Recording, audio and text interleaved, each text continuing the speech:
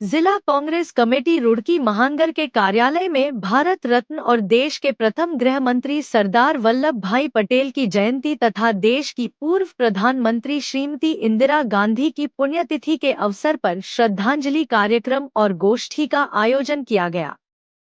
कार्यक्रम की अध्यक्षता पूर्व राज्य मंत्री एवं चेयरमैन शमशाद ने की, जबकि संचालन महानगर कांग्रेस महामंत्री उम्मेद गाजी ने किया।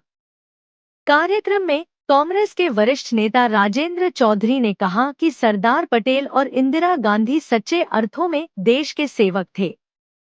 उन्होंने कहा कि सरदार पटेल ने आजादी के बाद 565 रियासतों को एकजुट कर एक भारत श्रेष्ठ भारत का निर्माण किया, वहीं इंदिरा गांधी ने 1971 के युद्ध में पाकिस्तान को पराजित कर एक नए देश बांग्लादेश का निर्माण कराया।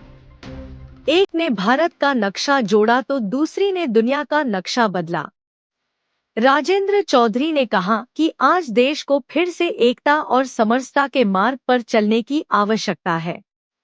दोनों महान नेताओं ने कभी स्वार्थ के लिए नहीं, बल्कि देशहित के लिए कार्य किया और उनका जीवन त्याग, सेवा और राष्ट्रनिष्ठा की प्रेरणा देता है। चेयरमैन शमशाद ने अपने अध्यक्षीय संबोधन में कहा कि युवाओं को सरदार पटेल और इंदिरा गांधी के बताए रास्ते पर चलकर राष्ट्र निर्माण में योगदान देना चाहिए।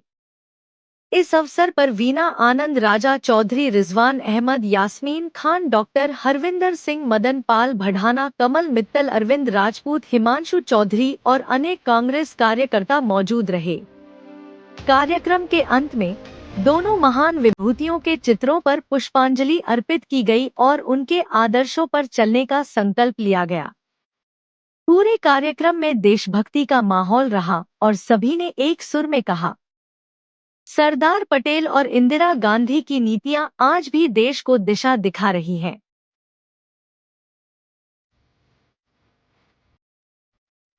रुड़की से स्टार न्यूज 11 टीवी के लिए आसिफ खान की रिपोर्ट।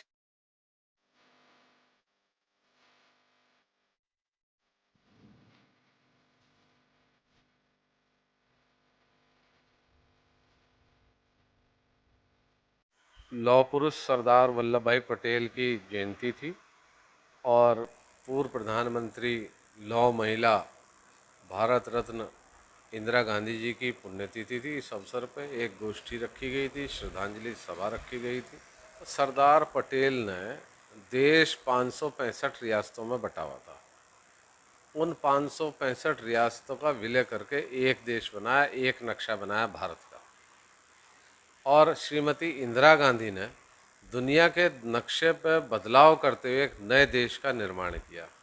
एक ने देश को इकट्ठा किया और एक ने दुश्मनों को बांटने का काम किया, बिना झुके, बिना दबे, देश हित में। इससे बड़ा योगदान ना भूत में किसी ने किया, ना भविष्य में कोई कर सकेगा।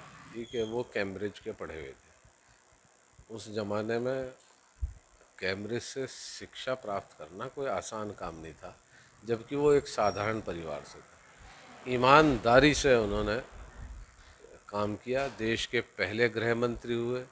उन्होंने अपने बच्चों के लिए, अपनी आने वाली पीढ़ियों के लिए कोई ना संपत्ति बनाई, ना कोई पैसा जोड़ा। ईमानदारी से उन्होंने अपने कर्तव्यों का निर्वहन किया।